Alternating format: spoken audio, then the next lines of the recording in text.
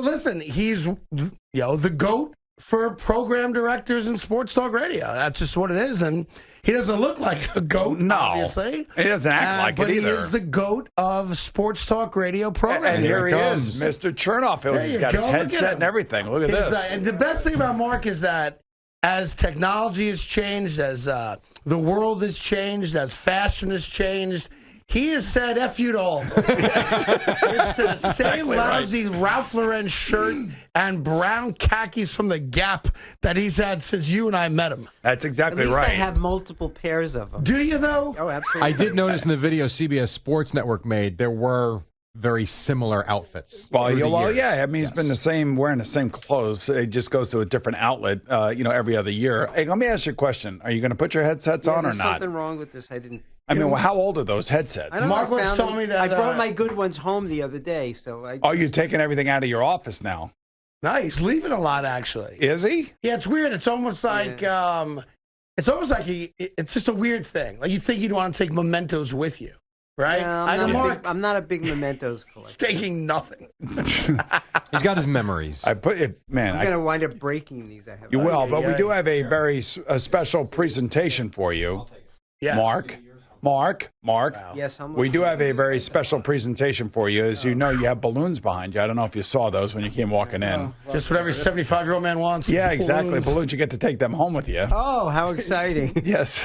Sally, guess what? I've got 100 balloons I'm bringing home. He might float away as he walks out of the building. There's a very special, all jokes aside. Yes. Yeah. And this was, frankly, Boomer and I thought of it. Yep. We thought we'd give you a great going-away present. Yes. Great. And it is wrapped. It's got a ribbon on it and everything. So, it's official. Am I supposed to open it now? Well, Yes, of course. Yes, it'd be very nice. Kind of how presents if you work. would do this for us, yes.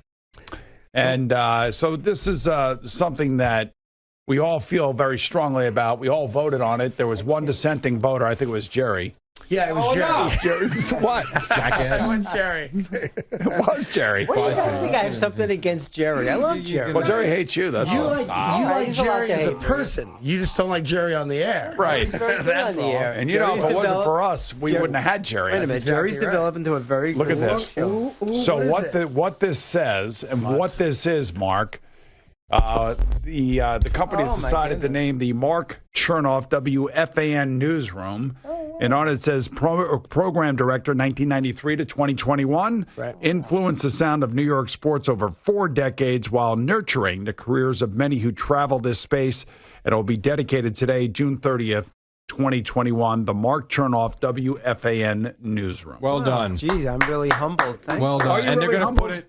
They're going to put it right when they walk in as well. But you're going to have to clean Until up the I'm gone, and then By the bathroom? Not by the when you walk in, not by the bathroom. Come on. And so when That's you a great walk honor. in, that's very this will be nice. right to the Thank you. right. We'll all be able to see it, and I think like they do at Notre Dame, how they touch, be a champion. That plaque, I think we'll all touch that plaque every morning. I thought maybe it was going to say the tiny tot of the kilowatt. I wanted it to say that, but they wouldn't do it. Yeah, they thought that would be misconstrued somehow. Yeah. But congratulations. So Thank you will you. live on forever until they move out of this building, which is, I think, 18 months away. But Very well be. while we're here, your name will actually live on tangibly, as it should.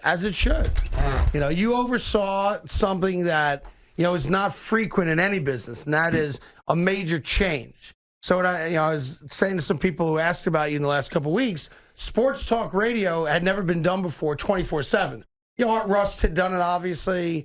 There was a couple shows here and there for a couple hours a day. Or really Richard Neer did one on the old WNEW AM. I'm forgetting his name right now, Channel 5. Bill Mazer obviously did it for a long time. But when WFAN took a shot at 24/7 sports, it was panned. That'll never work. And it almost didn't work, really, until I took over mornings way back in the day. But you oversaw, really, I think, Boom, the only significant programming change that radio's undergone, really, in 100 years. And now you can't go to any market in America and not hear it. And that's a testament to your leadership. As big a pain in the ass as you might be to some of us. Yes. It's a testament to your leadership, and you should be very proud of that. Well, you do know the station started in 87, and I came in 93. So Yes, I but certainly take... You've been here for 30-plus years, of We're close to that. 28. WFAN. Yes, that's And true. WFAN will always be regarded as the inventor of it. And you should take some credit. You know, some and pride in that. for me personally, 1993 was the year that you put me on with Mike and the Mad Dog. That's right. On Friday afternoons as one of the first and only athlete spots on this station. And then you went on to host In the Huddle with Dog for a number but that was of years. Westwood One, yeah, and we But did it was it. here. We did it out of this station, That's of right. course, over in Astoria. So I mean, like you and I have been together since 1993 in some way, shape, or form. When you think about that, and I just, you deal with a lot of personalities, a lot of strong personalities. And when you brought me and Craig in 2007, you tried to bring those personalities together at the Cup Diner. You remember that first meeting with us and Mike? A selfish jerk. Well, Craig, you and I went to that lunch. Yes, Boomer was not there. At that original meeting, it was me and Mike and Mark. It was a rainy day at the Cup Diner, and Mike walked in with sunglasses on. Never took the sunglasses off. I've told the story many times on the radio. And also wouldn't look in my direction or Mark's. And he ordered a cheeseburger and fries. Yes. And as he's going through the fries, this'll never work. Now, I'm the best there is. Cherney says you're the guy, so I guess you're the guy, but I'm just telling you, it'll never work. I could make it work, but you'll never make it work. Well, Mike, why won't it work? Because Boomer Esiason will never want to do this. He's a type A famous quarterback. He ain't getting up 5 days a week for more than a year. It'll never work. All right. But the point being, I'm not. Mark's like, you might be right, Mike. Yeah, you might be right. Let's move on. Right, exactly. 14 years later. That's what happened. Yeah, but you had to deal with Mike and the Mad Dog. You had to deal with Imish. You had to deal with Howard Stern. You dealt with so many of these personalities over the years. I mean, just managing those personalities couldn't have been easy. It's been fun, though. Yeah, I'm sure. I enjoy people, have always enjoyed people. And you guys, in that group. So that's a deep statement. I'm not sure what to do with that. Let me ask you a question. Yeah. Is it easier or harder to deal with bigger, more talented personalities? Easier. It's easier. Because you guys have a lot of talent and don't need that kind of managing the day-to-day, do this, do that, make the break at the same time. I learned a lot from Howard Stern when he would be on and just go on forever and then do 20-minute commercial breaks. Yeah. And people stayed on the radio station. I said, you know what? The people that are really talented, people are going to listen. They'll deal with the commercial breaks. They want to hear what the talent has to say, and they'll never leave. Or hopefully not. I feel bad that Gregg Giannotti is not here today. Yep. When did you realize that Gio had the talent to be on the air? I know you. Very early I know you on. and Eric Spitz sent him out to Pittsburgh when you guys were building the CBS Sports Radio network. But when did you realize that he was going to be the guy? When he was producing Joe and Evan at midday, and he would imitate Joe, and you didn't know if it was Joe or if it was Gio. Right. And when there was an opening in Pittsburgh, which I was overseeing, that had nothing to do with the network. Okay. So I was helping to get the station. I was helping to get that station started, along with Mark Mason, who had been an early program. Yeah, I remember Mark, sure. Anyway. Mark Mason, actually, I have a letter from Mark Mason when back in like 80, well, I guess it was late 80s maybe. I wanted to come. I was an intern here for 1 year. And then I sent him a letter saying, I'm graduating college. It's 91. And he's like, yeah, no thanks. Well, back. Yeah. But I was a big fan of Gio's, as was Eric. And I said, when talking to the program director out there, Terry Fox, who was putting the station on, I said, I got a guy for you who would be great at night. And it's Gregg Giannotti. And he listened to him. He said, okay, good idea. Within 6 months, he was doing mornings in Pittsburgh. Yeah. Just really talented, really got it. And Gio wanted to come back to the New York area. We had an opening on the morning show with Brian for the Jones, national show, but it's right next door.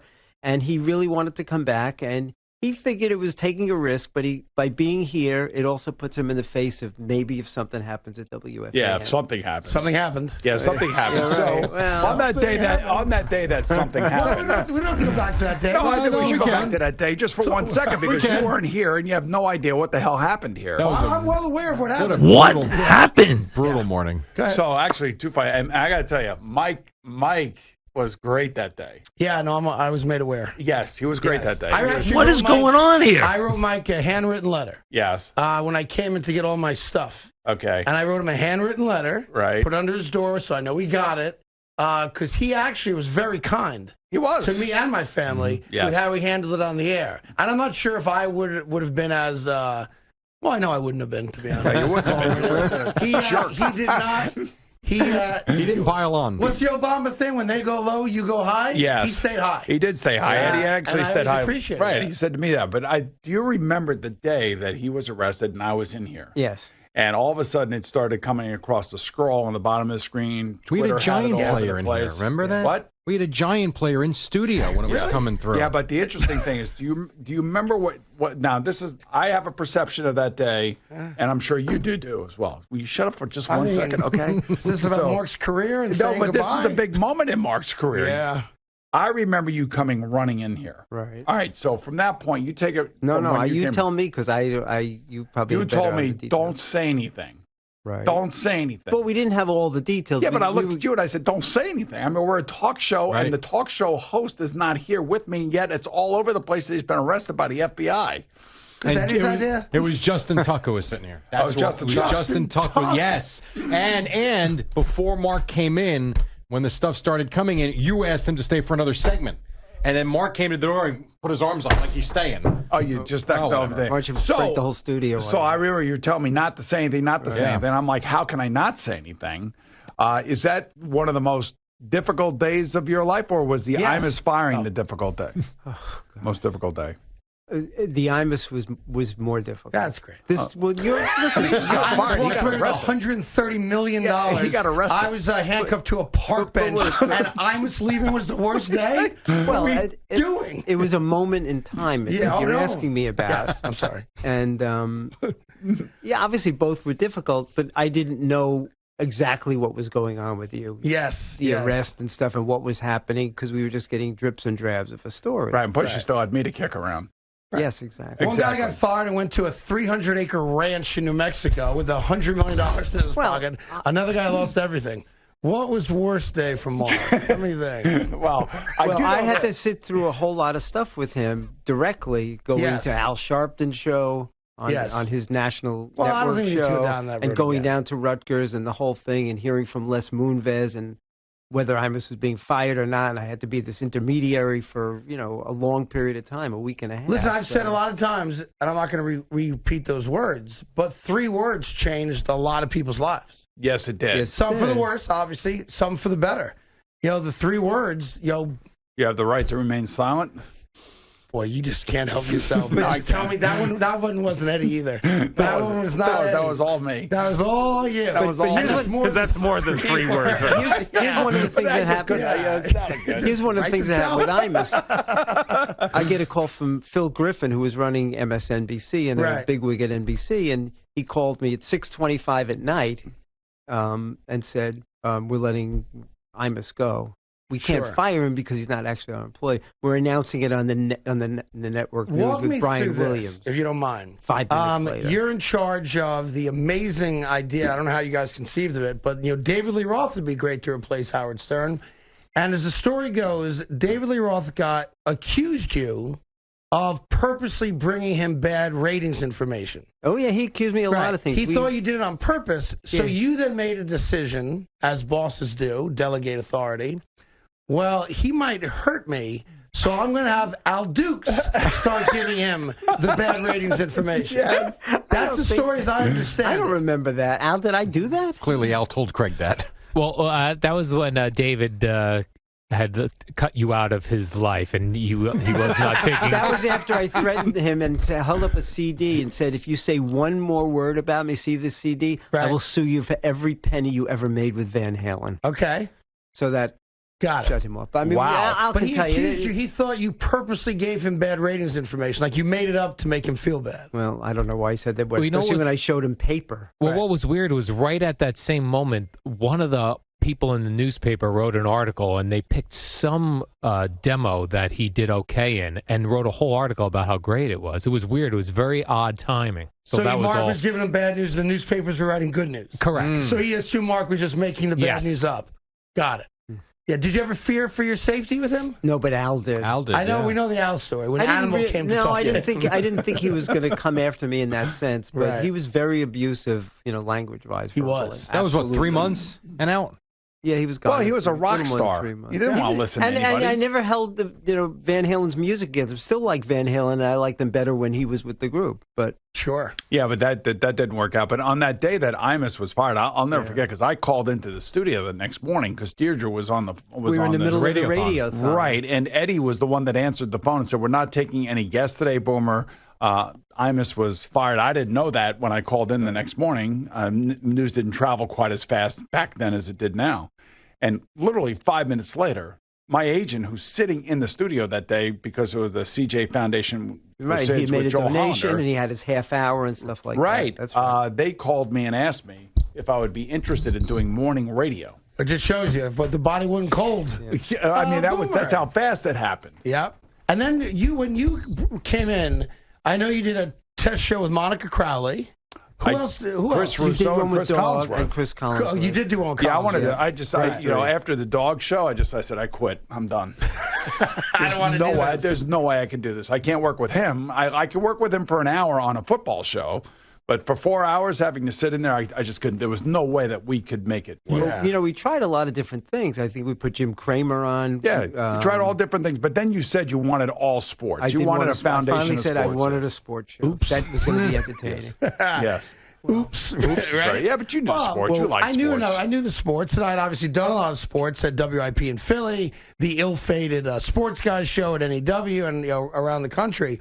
But the first day Boomer and I ever met, because we talked on the phone once, was at 56th and 7th in the WNEW studios. That's right. And it was me, Boomer, the architect, Chris Olivero, and you. I think it was just the four of us. That's right. And you had us go into the studio. I gave you a list of topics I wanted you to talk about. Pick a topic, do 10 minutes on the topic. And I'll never forget one of the big stories that day, and this was right around July 4th, I think. It was July 4th. Was A-Rod's wife, now ex-wife, Cynthia, wore the FU shirt to Yankee Stadium. And the front page was him with the Toronto stripper. Right. And she wore an FU shirt to Yankee Stadium. And that was the first topic Boomer and I ever talked about. And I've always said, the show we did that day at the NEW studios was the show we did, 10 years later. Well, Chris will tell you, I turned to Chris after just a few minutes and I said, "This is the morning show." He looked at me, "You sure?" I said, "This is it. I can hear it." Yeah. So how difficult was to deal or navigate through some of the end of Mike and the Mad Dog? Like those days when those guys didn't like each other, and it was rough. I mean, they weren't talking to each other for a long time. How could you do a show when you can't talk to somebody? Because they had a lot of ups and downs through the years. There were times when they got along great. There were times they didn't, but it never really impacted the show while they were talking on the air, even if there were times they didn't look at each other. But they apparently, and they've both told the story, so I assume it's accurate, they went a full year and didn't say a word to each other when the microphones were off. I worked with them for 6 months. They didn't speak. I don't know how that's possible. Did you ever have a meeting with them? Yes, and I try did. To work it out? There was twice. Once with Lee Davis. We had him in the office, and it was late in the spring, just before summer vacation. And I remember finally when they looked like they were getting into a fist fight, I threw up my arms and I said, "Guys, when you come back in September, one of you is working midday and one of you is going to work in the afternoon." It got that bad. Go figure it out. Wow, it got that bad, huh? You know what? They did one show or two shows that summer together because they worked every day, but not at the same, same vacations. I think there was like a Giant show and a Jet show. When they came back in September, they were in love with each other. But wasn't that Chris's wedding? Wasn't that part of it? I can't remember. I think it was. I mean, I went to the wedding, and it was great. And what kind of gift did you give him? I don't discuss like 500. No, I'm just saying. I don't discuss that. Like $500 or something. I think if you bring whatever it was, I think 500, right? Yeah, I think so. I don't even remember, but I don't discuss stuff. Like you don't? That. Okay. So what about probably 500? Do you think? Because 250 is like didn't come. By the way, I want to ask you a question. Yes. If somebody came to you and said they're going to offer you $1 million, would you write a tell-all book about WFAN? Nope, would not. $10 million. $1 million. Doesn't matter. Too many people I like, I would never write a book about it because people only want to hear bad stuff. I know I've told you that before. Yeah, I know, but you'd have to give them the real goods about the station and everything that's gone on here. No, you know what? I don't even think a lot of people would read it. So I disagree. I think people would. I think people would love it. But again, it would have to be salacious and dirty. But I think they'd love it, no doubt. I think they would too. I mean, and if you're really unhappy that you're leaving, I mean, you could just take it. That's the way you get back at sign a piece of paper that you would not write a book. I would sign a piece of paper that I would not write a book. You know what? I admire that. I actually do admire that. But would you, like somebody came to you and said, hey, we want you to be a consultant or something? I mean, is that what you're looking to do? I don't. I'm very open-minded about the future, so we'll see. You are going to be bored out of your mind. And I feel bad for your wife, actually. Because she's used to you not being home from 5 in the morning on, except for the past year I have been home. Yeah, he wouldn't come back to work. Is she encouraging you to take that Detroit PD job? What she wants me to go to Missoula, Montana. What if WKNR in Cleveland, Sports Talk Radio, said, Mark, you're free? You have family in Cleveland? Come help us out for 6 months. No, I don't. And you can see your grandkids every day. Yeah, well, I don't need to do that. I can just go out there without going to work for the competition. All right. I think it's to show you how big a moment this is. Yeah. Not only, like you said, former guys that ran this place are here to honor you. Jerry brought a friend of his on his forehead. I did. Yeah. What do we call it? I forget what we called it today. Cueto again. Yeah, Cueto showed up. Yes, I made reference. I actually tried to get to that before you would because I knew you were coming in at 9 o'clock. Cueto. Yeah. He's the leader of the revolution. It's disgusting, isn't it? I didn't want to say anything about it because when I do say something about it, then he goes into this this terrible imitation of me. It's not terrible. Oh, yeah. Cueto. Are there specific individual broadcasts that you remember that will always stay with you, good or bad, content wise, that you if I said, hey, give me a moment, FAN history, where you remember a specific broadcast? Yeah, a lot of them related to Imus, some relate to you, and also Mike and the Medic. When we did a show at Rutgers, it was Louisville, whatever it was. Oh, the football game. The football game. And the Pandemonium Piscataway game. And I just remember them doing the broadcast, and it seemed like 5,000 people were watching them. It was just really exciting to see that. Yeah. Whereas Lori Rubinson, who was working for a local station in New Brunswick, was doing a show, and there was nobody watching her. Well, but she was doing such a good job, because I went over to watch for a little while myself, that I said, you know what? She applied for jobs. I said, let me give her a shot. So that's how she eventually wound up doing. Yeah, you never know who's watching or listening. Did you like the Bar A shows? I know Mike kept doing them afterwards, but I did. Did you like those shows? I did. Why? Because you got to touch the audience and see it? A lot of the time, yes. We did the Fantasy Phenoms, the finals there sometimes. We also had Southside Johnny, who became a friend through the years. You guys kept him relevant. Yeah, well, I mean. Also the Smithereens, a group that, I helped. Didn't we have the Gin Blossoms? We had the Gin Blossoms. That was your show. Let me ask you a question. Are you going to bring, why don't you guys do, what are you guys going to do in the afternoon? Well, the problem is that we were going to go to DJs. Right. Because I made a vow, because they were very good to me when I, got in trouble, that the first and only remote show we would do in the afternoons would be DJs in Belmar. Okay. And the station has a history there. I know we wound up going to headliners for a while, but DJs would be the first. And then here's what I was told. Everything is right now focused on this boat thing. Yeah, the station can't do two things at once. Time out. It's not a boat thing. It's a boat thing. It's a boat party. Yeah, come find us in the Connecticut River. Connecticut River. Yes, you're damn straight, man. And you'd be right knee deep in the middle of it. Of course I would be. Yeah, and you should actually be supporting it. But that's the focus of the radio station. You should be supporting it as opposed to taking shots at it. I just promoted it. How much is the ticket so I can go watch? Yes. Well, it's $125 to raise money for my foundation. Which I think is great. You know that. Slap you upside the head. By the way, Connecticut River. No, Connecticut. What? Connecticut. Okay, watch what you say. Connecticut. Yes, okay. One of the station's great events was the game at Yankee Stadium. Yes, it was a great event. That was a real highlight. That was, and I'm not saying this selfishly. Yeah, you are. That, I think, was one of the single greatest events that we've collectively ever done. Here's why. It was a Wednesday night. 17,000 people bought tickets to go to Yankee Stadium to watch us play softball and to honor the memories of 3 officers who were killed in the line of duty. Their uniforms right over your shoulder. Yep. Yeah, Lou and Moore and Ramos and Officer Ramos. And that's one of those things where you can't do that a second time. And it was so awesome that event happened. Not just me and Boomer, just collectively how that took place. That's the single best event I've ever been involved with. I thought it was a great event. Absolutely. Yeah. What was it like navigating your way through September 11th? That was extremely crazy rough day. week. We had sent Bernard McGurk out. It was also primary day in New York. So we sent Bernard out that day onto the streets of Manhattan to do his, voice of the people thing. It was always very funny. And it started out okay. He did a couple of hits early in the morning. So I was producing that day. And I guess it was 8:45? Yeah. Okay. So we were watching and seeing what's going on. And we got a call from Warner Wolf, who lived right near the World Trade Center. Right down here, yeah.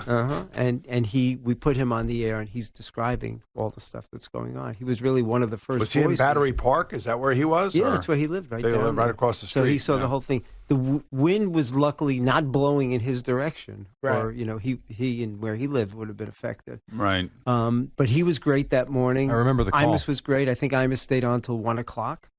Mike came in. Dog couldn't get down from Connecticut. He was able to get into the city? Mike got in from Long Island, and he was fabulous that day. I think he stayed until either 8 or 9 o'clock.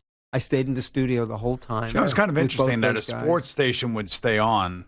I mean, obviously, you still have to do what you got to do, and you got to report on the news of the day, but you have news stations, 1010 and 880. Which we played at night. Yes, after 9 o'clock that night. Yeah. But what this station has always been, it's been, in a way, a voice of the people. Sure. When there's been a lifestyle event that matters, whether it's a hurricane, Sandy, that storm, when That there's was something crazy. going on, and certainly 9/11, then you know what? We The drop pandemic. everything and we want. That's right. We want people to talk about that stuff because that's what's on their mind. Not Yeah, it the was score of the interesting game. that during the pandemic, when we were all home still doing shows, and we also worked a couple Saturdays for you. I think we did 8 Saturdays. You were just like, don't worry about sports, just talk about yourselves, put some stuff up on Facebook, do whatever you got to do, and do some videos if you can, because you were all about digital back then. But you just said, you never told us what to say or how to say it. Right. You just said, just tell the people what you're doing and what's going on. I think that was more important. That's why radio will always be here, too, the immediacy of it. Right? Podcasts can't give you that. Your TV shows really don't give you that. That something happens, bang, you can engage in it right away. And that's what's special about radio, and always will be. Even as we find new ways to digest content, and you do have to be aware of digital and, TikTok and Instagram and Twitter and all that stuff, radio offers something that none of those offer. Interactive immediacy. Yes. I was going to use the word timely. It is. Yeah. Something goes on, turn on the radio. You want to go hear music? We have radio stations that provide music, and there are other sources for music. But if you want to know what's going on, sports world, news world, you come to radio. Do you remember when we were talking to Mark Chernoff, program director here since 1993 at WFAN, and today is his last day here. We're kind of celebrating your last day, even though you don't really want us to, but we're doing it anyway. Do you remember when we were doing our 10-year anniversary down at the Borgata? And you remember we had the cake and everything, and Craig says to me, he goes, he wasn't in the room for that. I wasn't there. Oh, you weren't in the room for that. Everyone else was. We were in a hotel suite. We had everyone involved with the show and their wives and their girlfriends with us. And I said to Boomer, go with me. We're going to play a little joke on everybody. All right, great. It's hilarious. And I didn't know I was going to be arrested, Jerry. And we say in this suite, there's maybe, I don't know, 15 of us there, that Boomer and I have an announcement to make. This is not only a 10-year celebration, but we're wrapping it up. Boomer and Carton, we're done. And everyone's like, oh, my God, what's going on? Like, hey, we're just kidding, that kind of thing. I didn't have a bruise on my hip, and my wife pinched me. I did not realize you were not in there. I was asking the question, like, how you reacted to that. Yeah, he wasn't in the room for that. Well, the Borgata, friends with the Borgata, but I really wanted you guys to do something up here. Yeah, well, we're good on that. If you want to figure it out, we could do some reunion shows. I mean, Mike and Chris there. Right, all right. Mike, we got to get a piece of the action. Mike, your final decision. Do you want me to come in tomorrow and Friday? Fine. Absolutely. All right, I'll do it. Sorry, Jerry. Oh, Jesus. Jerry's like, wait a minute. This is, I had 8 shares when I filled in for Craig 3 years ago. So, I want to hear what your own thoughts about this radio station. I know that you've told us that this is the voice of the people and all that other stuff, and you took it very seriously when you started here. But as you went through all these major events in our lives, I would imagine that it's really stuck with you even more that this is an important job, and it's a very important station that you have the right people on the air. Well, hang on. Before you do it, why don't you just become a weekend DJ at CBS? Well, I had a wonderful time doing that. Yeah, that's what you should that's do. where my Get you out roots of the were doing house, that. Play music.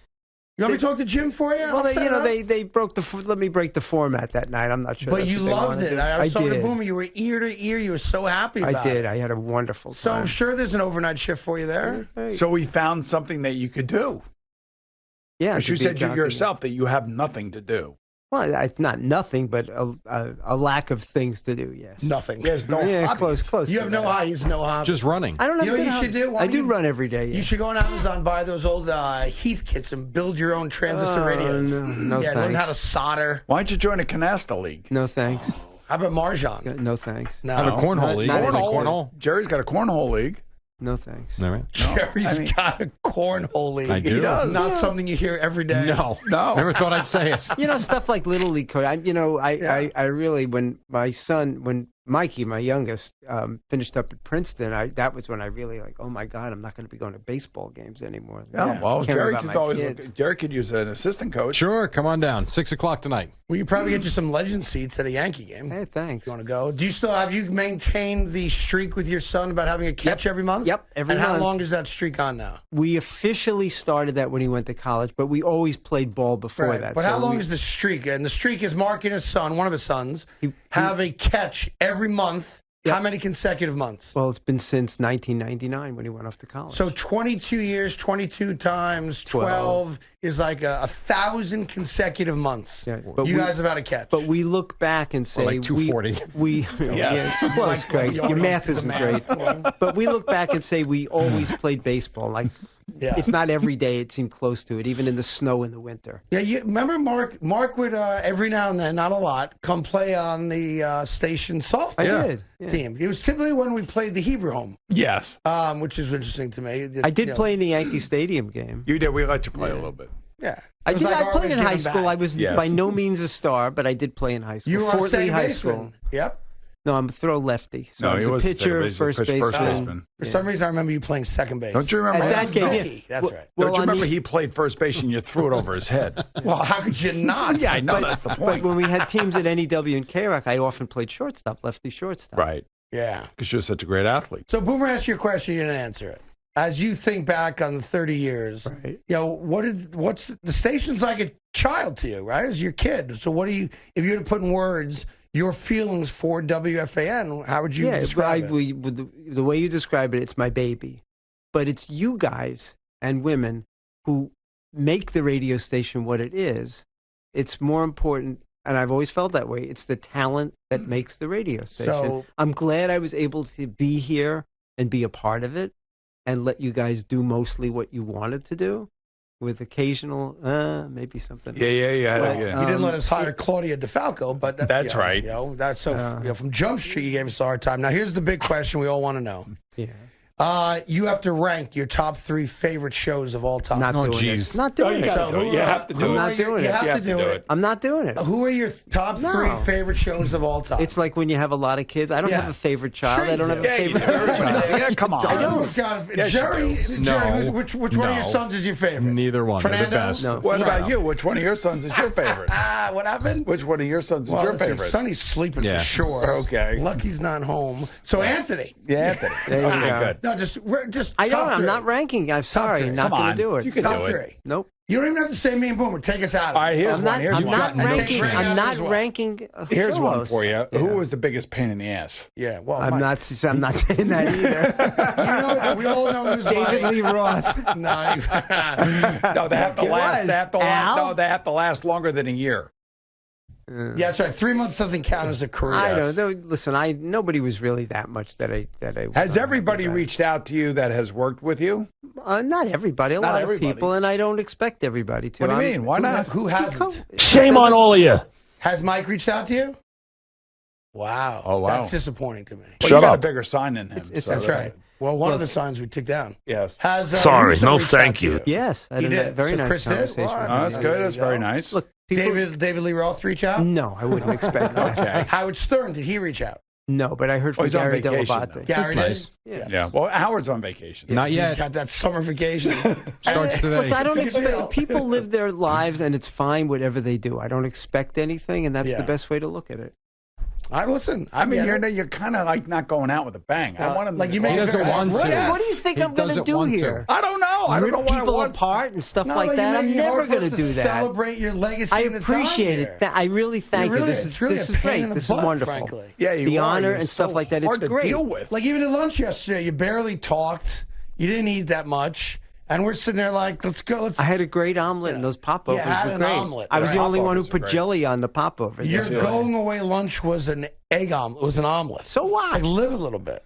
Do you want me to get you some Wohop Chinese food? I can go right now and get it. I'm happy to get them. By the way, he's going out with all of his old bosses. I heard. Yes, so you're going to see Joe Hollander, who's one of the great leaders in this company's history. Yep. Lee Davis. So I never worked for Lee. Lee was a great manager. You, Olivero. Right. Who else is going to that lunch? Eric Spitz. Eric Spitz, who's at Sirius XM now, right? Yeah. How about Steve Cohen? No, Did he reach out to you? Yes. He did. Absolutely. He's a good guy. Yes, he is a good guy. How about your only 5-star employee? He's talking about himself. It's unreal. Is that you? Who's my only 5-star employee? Oh, Eddie? No. 5-star employee. Dove Kramer? No. You have the 5-star. Remember how the Jewish star. I like that. You would rank your employees. I'm not ranking employees. Eddie, did he not rank employees? Yeah, we used to get the ratings, and there was only, he said, I'm not giving Vicky. Yes, you got 5 stars. Yes. I've noticed your breasts have gotten bigger. Yes, I invited, yes. Yeah. Vicky's a very special person because we worked together for a number of years at NEW. Yep. Great. Vicky used to take shorthand. If I remember, you can't. She's going. Stop Vicky used to call me every time Mike called you to complain about us. He's on the phone again. Oh, that's great. You know what? Yeah. I loved working with Mike and Chris. Sure. I love working with you guys and Gio and Moose and Maggie and Russ and everybody. I miss people. What do you think in your tenure here was and you could come up with a couple, the most significant sports moment in the station's history?